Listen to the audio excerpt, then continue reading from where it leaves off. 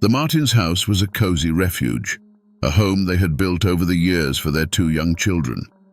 Clara, the mother, was a dedicated woman who balanced a demanding career and raising her children with the support of her husband, Eduardo. With their routine becoming increasingly hectic and the demands of their work increasing, Clara and Eduardo realized that they needed extra help. They decided it was time to hire a nanny to help with the children during the day.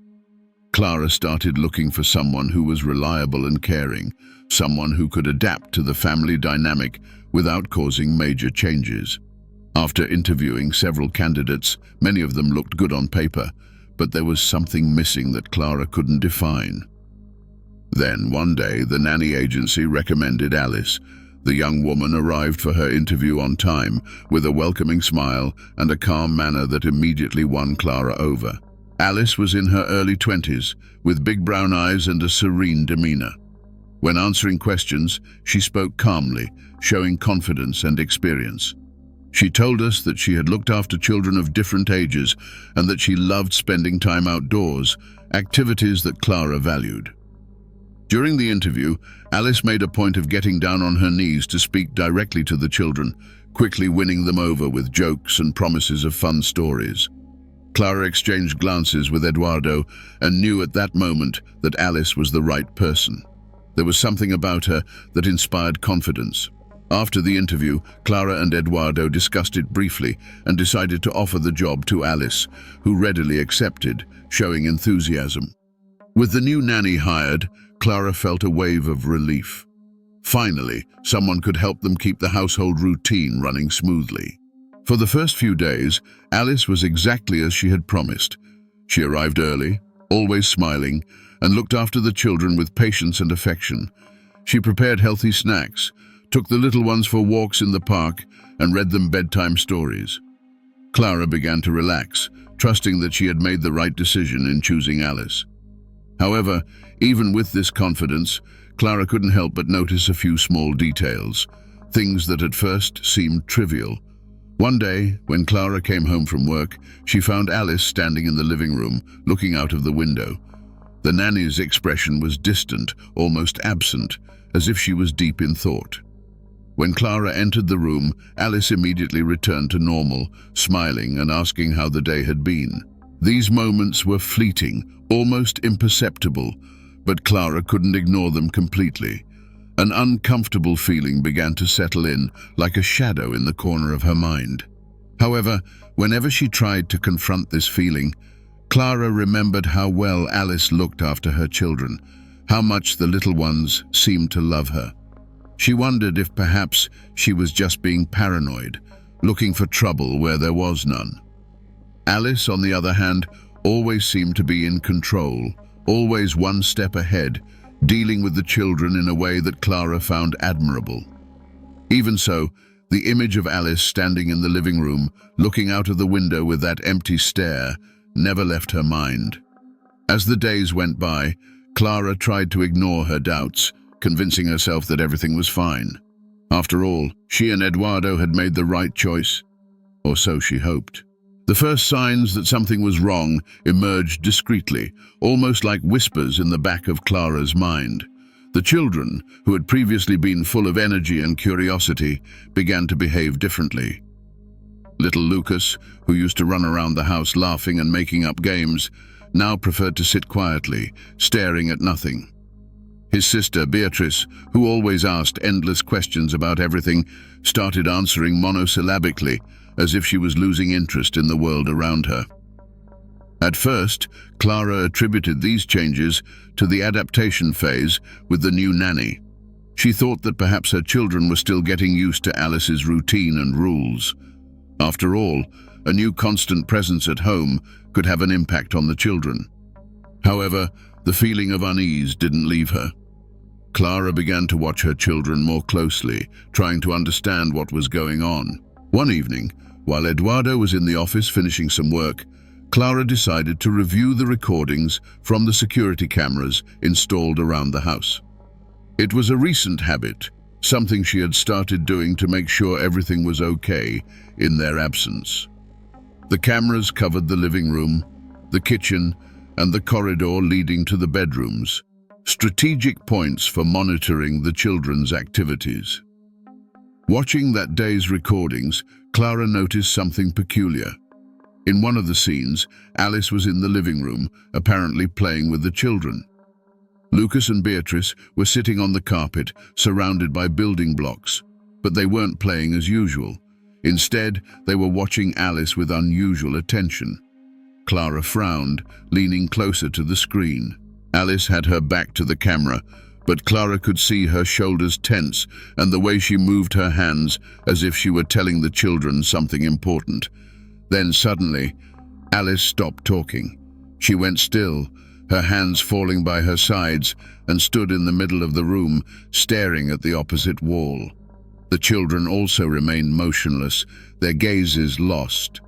Clara advanced the recording, and time seemed to drag on while Alice stood there, static, as if in a trance. The silence was palpable, even through the screen. A few minutes later, Alice stirred, blinking several times, as if she had just woken up from a dream. She looked at the children, smiled, and went back to playing with them, as if nothing had happened. Clara felt a shiver run down her spine. This was not normal. There was something deeply wrong with the scene she had just witnessed, but how could she confront Alice about it? How could she explain that she had been watching her on camera and that what she had seen had upset her? Clara decided not to mention anything to Eduardo that evening. Instead, she decided to keep watching, waiting for more signs. Over the next few days, Clara paid even more attention to Alice's behavior. She tried to be subtle, but every interaction between the nanny and the children was an opportunity for her to analyze. Alice continued to do her job efficiently, always smiling and showing patience with Lucas and Beatrice. But now, Clara noticed the way Alice sometimes looked at her children with an intensity she hadn't seen before. That week, Clara came home early from work and quietly entered the house, hoping to catch Alice off guard. She found the nanny in the living room, standing there again, this time looking out of the window. When Alice noticed Clara's presence, she jumped slightly and turned around with a hasty smile, as if she had been caught doing something wrong. "Alice, is everything all right?" Clara asked, trying to hide the distrust in her voice. Alice blinked a few times before answering, the smile faltering a little on her lips. "Yes, of course, Mrs. Martins. I was just thinking." Clara nodded slowly, trying not to show her discomfort. That answer wasn't satisfactory, and the feeling that something was deeply wrong wouldn't leave her. While Alice turned her attention to the children, Clara left the room, but she couldn't shake the image of the nanny standing there, looking out, as if she was waiting for something or someone. Clara knew she had to find out what was going on before the situation got out of hand. As the days went by, Clara began to feel more and more uncomfortable with the situation at home. Lucas and Beatrice's behavior continued to deteriorate. They became quieter and more disinterested, as if a layer of apathy had settled over them.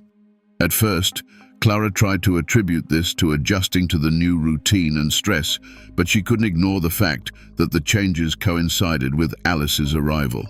One morning, Clara decided to make a special breakfast for the children and offered to prepare pancakes.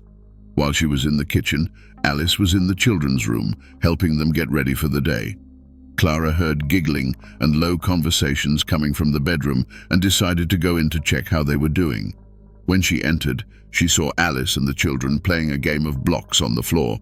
The children were visibly disinterested, just moving the blocks around half-heartedly. "Alice, is everything all right?" Clara asked, trying to sound casual as she watched the scene. Alice smiled, her expression bright as ever. "Yes, Mrs. Martins. They were just adjusting to a new game I invented. They're having fun.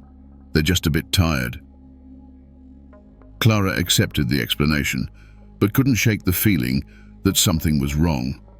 The way Alice seemed to insist that the children were fine, despite their blank expressions, seemed forced.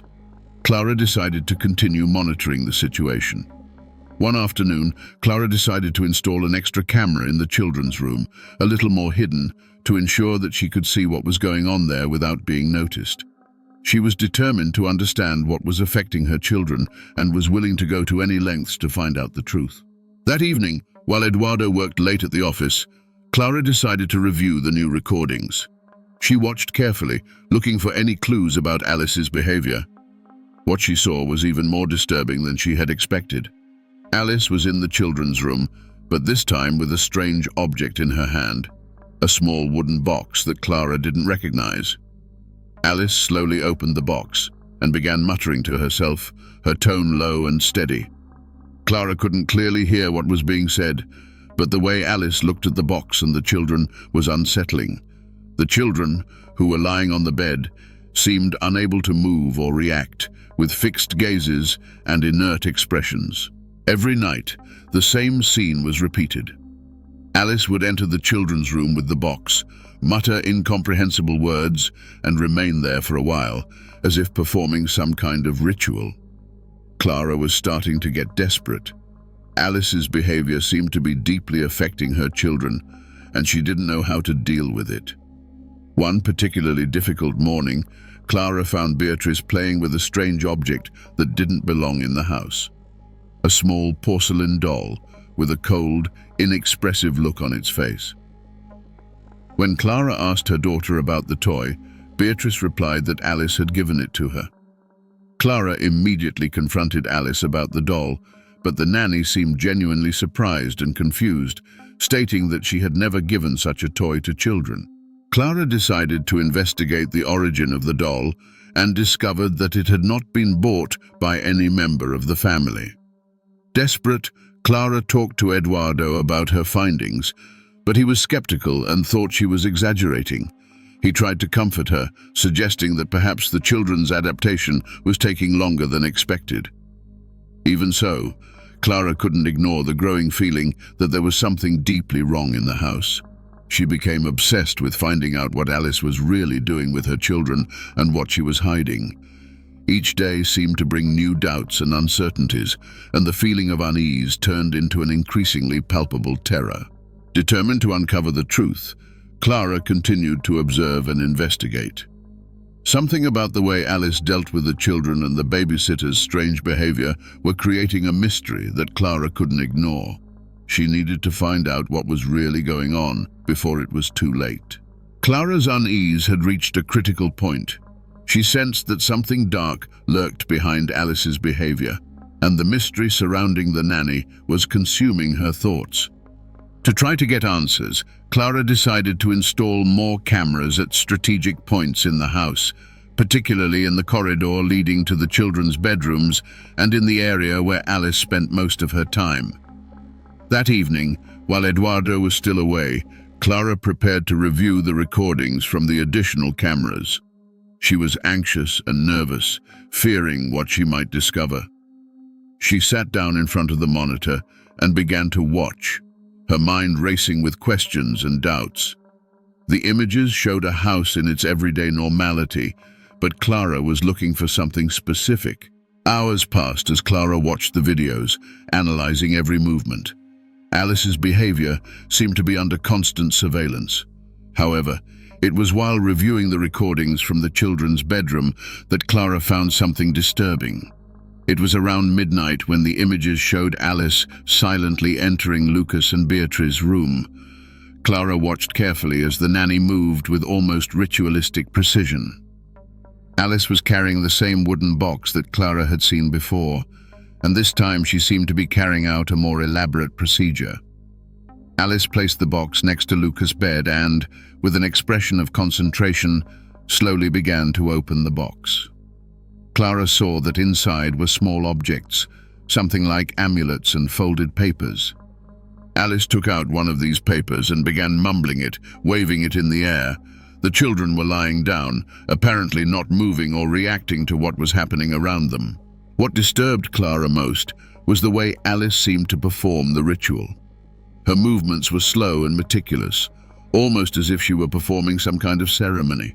The words she muttered were incomprehensible, and her surroundings seemed almost unreal, as if they were enveloped in a heavy atmosphere.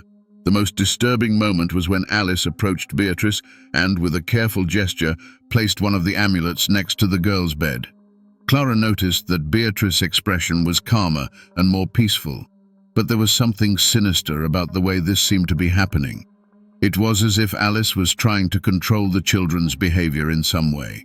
Clara stopped the recording and sat quietly, her heart beating fast. The scene she had just witnessed was more than she could bear. Something was happening to her children, and Alice was clearly involved in a way that defied any rational explanation. Clara felt disgusted and terrified, not knowing how to confront the nanny without concrete evidence. Determined to act, Clara decided to confront Alice the next morning. She prepared herself for a direct confrontation, even though she knew it could lead to conflict.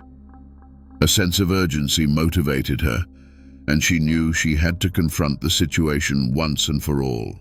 With the images from the cameras still fresh in her mind, Clara spent a sleepless night reflecting on how she could reveal the truth without putting her children in danger. She knew she had to act carefully to protect her family and expose what was really going on in the house. The tension was palpable, and Clara was prepared to confront Alice and unravel the mystery that had plagued her family. The morning arrived with a sense of tension-filled anticipation for Clara. She had been up all night, going over the camera recordings again, and planning how she was going to confront Alice. The discomfort and unease she felt made her feel increasingly desperate to find answers. Clara knew she needed to take a careful approach, but she was also determined to protect her children and find out the truth. As soon as Alice arrived to start her shift, Clara made a point of being in the room to welcome her. The nanny's smile seemed habitual, but Clara noticed a shadow of tension on Alice's face that hadn't been there before. Clara took a deep breath, trying to keep calm as she prepared for the difficult conversation. "Good morning, Alice. Can we talk for a moment?" Clara asked, trying to maintain a friendly tone, but with an underlying firmness. Alice raised an eyebrow in surprise, but nodded. "Of course, Mrs. Martins. What's wrong?" Clara led Alice into the kitchen, away from the children's prying ears. Once there, Clara began to air her concerns. "I've noticed some strange things. The children have been different since you started working here. I've also seen some recordings from the cameras and, well, I saw you in their room with a box and doing something that made me worry." Alice listened in silence, her smile beginning to fade. Clara noticed that the nanny was starting to get uncomfortable, her expression becoming increasingly closed. "Mrs. Martins, I understand that this may seem strange, but I assure you that there is nothing to worry about. I have a special method to help children adapt, but it's nothing harmful," Alice said, her voice sounding a little defensive. Clara wasn't fooled by Alice's reassuring words. "I saw you talking to yourself and doing something with a box. I want to understand what you were doing and why you didn't tell me about it." Alice hesitated, her eyes evasive. I didn't want to worry you. The box contains items that I use to promote a calm and safe environment for children. They're things I've learned in childcare courses and workshops." Clara felt relieved to hear that there was an explanation, but something still wasn't right. "Why didn't you tell me about these things? And why are the children behaving so strangely?" Alice tried to remain calm, but the tension in her body was visible. "I thought it would be better to let the children adjust without interference. I didn't want you to worry unnecessarily." The conversation was becoming a play on words, and Clara sensed that something was being concealed. "Alice, I need you to be completely honest with me. If there's something else going on, I need to know now. My children's health and well-being are at stake." Alice was in a visible dilemma, clearly struggling to keep her composure. Finally, with a heavy sigh, she said, "I don't want you to think badly of me. I was trying to help in a way that I've learned, but I can see now that maybe it wasn't the best approach." At that moment, Clara saw an expression of despair in Alice's eyes. She knew that the nanny was hiding something, but she couldn't figure out exactly what. Alice was getting more nervous, and seemed to be struggling to stay calm. Before Clara could answer, the doorbell rang, interrupting the conversation. Alice immediately turned towards the door, her expression becoming even more tense. "Sorry, Mrs. Martins, I have to take this." Clara watched as Alice went to the door and opened it. Outside was a package, but Clara didn't have time to examine what it was. When Alice returned, the nanny was even more anxious.